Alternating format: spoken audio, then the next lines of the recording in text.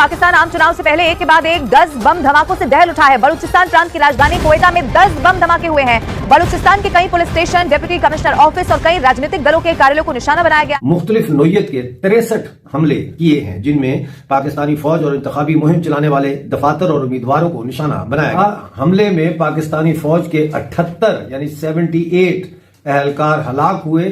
75 साल गुजर जाना एंड बॉर्डर सिक्योर ना होना, do you consider this normal or abnormal? हमारे जैसा मुल्क 75 साल हो गए, हमारे बॉर्डर भी सिक्योर नहीं और हम इंटरनली भी जो है वो मसाइल में। आखिर हमारे सूबों के अंदर क्या ऐसे मसले मसाइल हैं कि जो उनके सिक्योरिटी प्रोवाइडर उन्हें वही गलत दिखते हैं?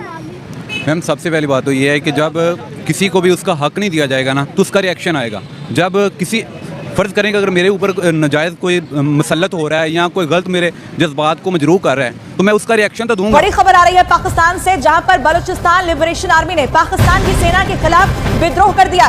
वहां पर हालात बेकाबू हो चुके हैं। ऑपरेशन बोलान में बलूचिस्तान लिबरेशन आर्मी के 12 फदायीन और 385 सरमचारों ने हिस्सा लिया। मच शहर पर कब्जा और रेलवे स्टेशन पर कब्जा 2 दिन तक जारी रहा। हमले में पाकिस्तानी फौज के 78 यानी 78 एहलकार हलाक हुए। सुबह 8 बजे तक इनका रिपोर्ट आया था 45 पाकिस्तान के सिपाही निपट गए और अब तक जो रिपोर्ट आई कह रही है काउंट 150 से ऊपर जा चुका है। बलूचिस्तान के जो लोग इस्लामाबाद में आए थे उनके साथ अच्छा सलूक रियासत ने नहीं किया। तो ये शायद उसका रिजल्ट मिल रहा है। जी, वो इसी वजह से कर रहे हैं कि जो हमने उनके साथ किया वो भी हमारे साथ इसी वजह से कर रहे हैं। कर्मचारियों ने पाकिस्तानी फौज पर पाकिस्तानी मकबूजा बलूचिस्तान के मुख्तलिफ इलाकों कोयटा, खारान, कल्लात, अवरान, केज और पंजगोर में मुख्तलिफ नोयत के 63 हमले किए हैं, जिनमें पाकिस्तानी फौज और इंतखाबी मुहिम चलाने वाले दफातर और उम्मीदवारों को निशाना बनाया गया है। ये हमले 28 जनवरी और 2 फरवरी के दरमियान किए गए। उधर सिंधु देश रेवोल्यूशनरी आर्मी ने सिंध सूबाई इलेक्शन कमीशन की इमारत पर बम धमाके की जिम्मेदारी कबूल कर ली है। बलूचिस्तान लिबरेशन आर्मी ने बारखान में इलेक्शन कमीशन के जेर इस्तेमाल इमारत को धमाके से उड़ा दिया है। गुज़िश्ता हफ्ते ऑपरेशन बोलान में बलूचिस्तान लिबरेशन आर्मी के 12 फदायीन और 385 सरमचारों ने हिस्सा लिया। मच शहर पर कब्जा और रेलवे स्टेशन पर कब्जा 2 दिन तक जारी रहा। हमले में पाकिस्तानी फौज के 78 यानी 78 एहलकार हलाक हुए। हमला 29 जनवरी से 31 जनवरी 2 दिन जारी रहा। 75 साल गुजर जाना एंड बॉर्डर सिक्योर ना होना, do you consider this normal or abnormal? गो के और भी बहुत सारे मुल्कों में ये एक्सरसाइज हमने देखा कि उनके बॉर्डर्स खराब है, मसले हैं, लेकिन हमारे जैसा मुल्क 75 साल हो गए, हमारे बॉर्डर भी सिक्योर नहीं और हम इंटरनली भी जो है वो मसाइल में। So do you consider this normal or abnormal? What is your take on that? Hindustan में भी मेरा ये ख्याल है कि तजारत को बंद करने से हमें नुकसान हुआ है, हिंदुस्तान को भी नुकसान हुआ है, क्योंकि दोनों मुल्कों में पीस कॉन्स्टिट्यूएंसीज बिल्ड करनी चाहिए थी। सिर्फ एक चीन के साथ है जहां पे हमारे सारे मामला अभी सही चल रहे हैं, तो जो अप्रोच चीन के साथ है उसी से मिलती जुलती अप्रोच अगर हम बाकी सारे बॉर्डर्स पे भी करें तो मेरे ख्याल में बेहतरी आएगी। तो ये 2 स्टेप्स हैं, एक मैकेनिज्म और दूसरी अप्रोच, इकोनॉमिक अप्रोच। तो आप ये देखेंगे कि ये अगले आने वाली हुकूमत के पास एक अपॉर्चुनिटी है कि वो इनको इस हवालों से देखे, तो मेरे ख्याल में पाकिस्तान के बॉर्डर महफूज हो। हमारे पाकिस्तान में इस वजह से आर्मी को मारा जा रहा है क्योंकि हमने उनकी कोई हेल्प नहीं की। इंडिया ने भी हेल्प की और अमेरिका ने भी की। इसी वजह से हमारे पाकिस्तानियों को भी चाहिए कि बलूचिस्तान की हेल्प करें। तो बलूचिस्तान पाकिस्तान का हिस्सा नहीं है? हिस्सा है, मगर पाकिस्तानियों बलूचिस्तान में इस्लामाबाद में जो हुआ वो भी तो हादसा है ना बलूचिस्तानियों के साथ। मतलब आप ये मानते हो कि जो बलूचिस्तान के जो लोग इस्लामाबाद में आए थे उनके साथ अच्छा सलूक रियासत ने नहीं किया? तो ये शायद उसका रिजल्ट मिल रहा है। जी, वो इसी वजह से कर रहे हैं कि जो हमने उनके साथ किया वो भी हमारे साथ इसी वजह से कर रहे हैं। और ये मच बड़ी बुरी हुई इनके साथ में। बलूचिस्तान का मच नामक शहर जो है वो चला गया बलोचों के डायरेक्ट हाथ में। बताते हैं वहाँ का जितना भी post office, railway station, police station, military station सब उनके कब्जे में है। कल या सुबह 8 बजे तक इनका रिपोर्ट आया था 45 पाकिस्तान के सिपाही निपट गए और अब तक जो रिपोर्ट आई कह रही है काउंट 150 से ऊपर जा चुका है।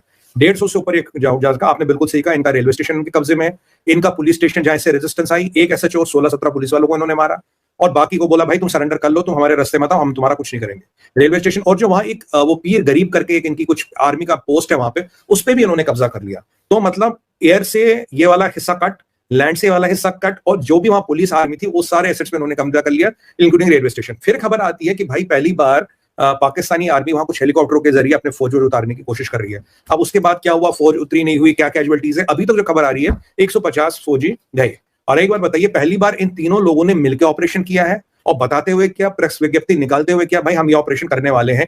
इतना बड़ा इंटेलिजेंस फेलियर, इतना बड़ा झटका, मतलब एक बार में पूरे शहर को कब्जा कर लिया। तो आप बताइए, जो पाकिस्तान की निकम्मी आर्मी थी या फौज थी, जिसकी कहते बलूचिस्तान, हमारा बलूचिस्तान की रिसोर्स निकालेंगे तो उसको जवाब मिल गया। जो बलोच महिलाओं का अपमान हुआ, जो उनको बलात्कार देने की धमकियां दी गई, जो उनके पीछे गुंडे छोड़े गए, उसका जवाब मिल गया। अब ये जो फौजी हैं इनके पाकिस्तान, जिन्होंने बांग्लादेश में रेप किए थे, वो दोहराना चाहते थे बलोच महिलाओं के साथ, बलोच बहनों के साथ, उसका जवाब मिल गया। आज पाकिस्तान से लिटरली बलोचिस्तान कट गया है। लिया वो उस वक्त भी ये बात कह रही थी कि अगर जब मैं यहाँ से वापस जाऊंगी तो इसका रिएक्शन आएगा। तो आज उसका रिएक्शन हमने देख लिया। क्यों इसकी बात मानी? क्यों जो मिसिंग पर्सन है उनके लिए कोई आवाज़ नहीं उठाई गई? हामिद मीर साहब ने ये कहा था ना कि हमने एक लिस्ट दी थी कि ये अफराद जो हैं ये मिसिंग है, तो जब उन मिसिंग अफराद की लिस्ट दी गई थी उनको चुन के, तो इसका रिएक्शन, तो ये रिएक्शन। तो जो इंडिपेंडेंट रिपोर्ट्स हैं वो क्या कहती हैं? सर, ये जो अटैक है इसका डायमीटर 70 किलोमीटर था, पहली बात। 2 और शहर इन्वॉल्व थे। तीसरी बात, 56 लोग थे बीएलए के, कुल 150 तुम्हारे लोग मार दिए। अगर 7 मार भी दिया, अगर इनकी बात माने भी, तो तब भी 45 से 68 है। अगर तुम्हारी मैचो पाकिस्तान आर्मी पिछले 24 घंटे में 40-50 लोगों को कंट्रोल नहीं कर पा रही, तो उसका क्या कहें हम? जो तहरीक जिहाद पाकिस्तान ने मियावाली में अटैक किया, उसमें भी रॉ था। कहीं भी कोई अटैक हो जाता उसमें रॉ था। क्या रॉ वाले जाके लड़ रहे थे? क्या अगर रॉ वाले लाके लड़ रहे थे तो तुम क्या कर रहे थे? तुमने ये बोला कुलभूषण यादव नेटवर्क। एक बंदा तुम्हारे पास है, बोला कुलभूषण यादव नेटवर्क। मैंने एक बार इनके चैनल पे बोला था, मैंने कहा भाई अगर कुलभूषण यादव तुम्हारी ऐसी तैसी कर सकता है, तो सोचो अगर यूपी पुलिस हमने भेजी तो तुम्हारा क्या हाल होगा? वो तो आधे घंटे में पाकिस्तान फतह करके आ जाएगी। एक बंदे से तुम इतना घबरा गए हो, तुम्हारा IASI, ISPR, army, military intelligence, तुम एक बंदे को हेल्प नहीं कर पा रहे हो। वास्तविकता ये है, आप बताइए, जो भी हम ऑफलाइन बात कर रहे थे सर, 2 दिन पहले कौन लैंड किया वहां पे? ईरान का विदेश मंत्री। बलोचिस्तान में किसके इंटरेस्ट है? ईरान के। बलोचिस्तान के लिए जो इन्होंने हमला किया, ईरान ने किया, इन्होंने रिटेलिएट किया। तो कहीं ना कहीं जो ईरान के इंटरेस्ट बलोचिस्तान से इन्होंने हर्ट करने की कोशिश की थी, जब किंग सलमान के टाइम में और यूएई वाले ने पैसे देते थे, उस टाइम की बात करें तो जो इन्होंने ये ब्रिगेडें खड़ी की थी कि ईरान को अटैक करने के लिए बलोचिस्तान, ईरान के बलोचिस्तान से। वीडियो देखने के लिए धन्यवाद दोस्तों। आशा करता हूँ कि आपको ये वीडियो पसंद आया हो। अगर आपको ये वीडियो पसंद आया हो तो प्लीज़ इसे लाइक, शेयर और सब्सक्राइब कर दीजिए। वंदे मातरम। जय हिंद।